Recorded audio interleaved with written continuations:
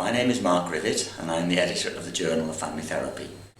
At the 2011 Association for Family Therapy Conference, the Journal has hosted a series of podcasts, and this is one of those podcasts which are available on the website for people to download and watch. Hannah Sherbersky, it's a pleasure to meet you today. You are a programme tutor on the Exeter Family Therapy training course. You work as a family therapist and a couples therapist in the Mood Disorders Clinic, which is a research clinic at Exeter University. And at the conference this weekend, you're going to be presenting on the model of couple work that you and Janet Reibstein are developing and have developed in Exeter, and I understand you're writing a manual on that model. So what would you like to tell us about the basic ideas behind the model that you're trying to research and using in Exeter? I suppose the first thing to say is that the history of the model is that Janet Reibstein, who's got a long well-established career working with couples, invited me to join her about a year and a half ago to look at developing a model of therapy in the treatment of depression, specifically. She was interested in providing a systemic framework to what we already know to be very efficacious in couple therapy, namely behavioural work. Yes. So about a year and a half ago we started developing this model of treatment, and it sits within the Mood Disorder Centre, which already had a brief to treat depression with evidence-based treatments. It's a research clinic, as you said. So we were very interested in how we could demonstrate that what we're already doing as systemic practitioners fits with what NICE guidelines are asking us to do. As per NICE guidelines 2009 identified behavioural couple therapy as effective in treatment of depression. And we really wanted to demonstrate that actually we're already doing it as systemic practitioners. The other thing to say is that I have some ambivalence about what we're doing, which I think I'm trying to make friends with, which is just the notion of manualising any kind of therapy. And I know that there's a kind of an uncomfortable discourse often between the notion of distilling or reducing down therapy into a manual, and yet within our profession, I think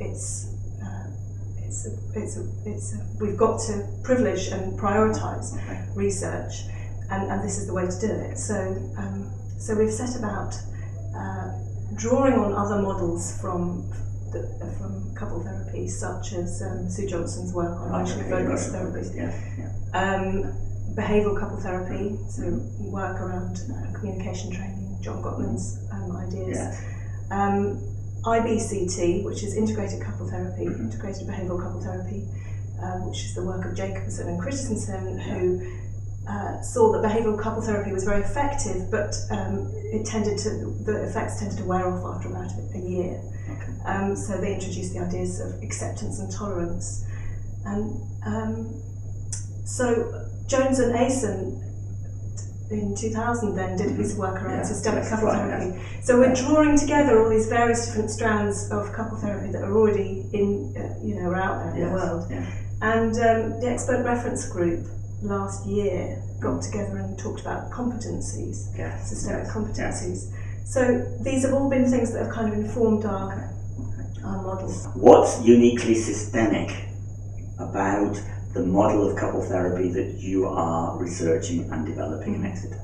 I think what's uniquely systemic, and as it happens, NICE guidelines already identifies this as being an issue, is that we're understanding depression to be an interaction. And it's understanding the interactional nature within the couple dynamic, which we know there will be behaviours that are going on within the couple relationship that are either exacerbating or maintaining depressive symptoms and or also relieving depressive symptoms.